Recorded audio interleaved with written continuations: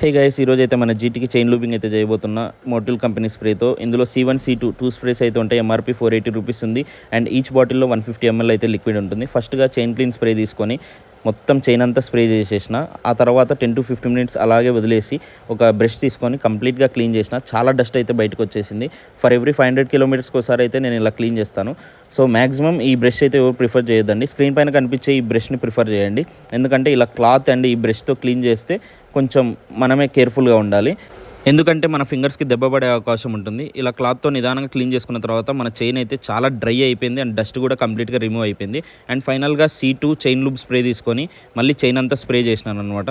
కంప్లీట్గా స్ప్రే చేసిన తర్వాత ఒక రౌండ్ అయితే వెళ్ళొచ్చినాను. చైన్ అనేది చాలా స్మూత్ అయితే అయిపోయింది. అండ్ ఇలా చేస్తే మన చైన్ స్పాకెట్ కూడా దెబ్బ తినకుండా ఉంటుందన్నమాట. సో ఇలాంటి వీడియోస్ కోసం మన ఛానల్ అయితే సబ్స్క్రైబ్ చేసుకోండి అండ్ వీడియోకి కూడా ఒక లైక్ అయితే వేసుకోండి.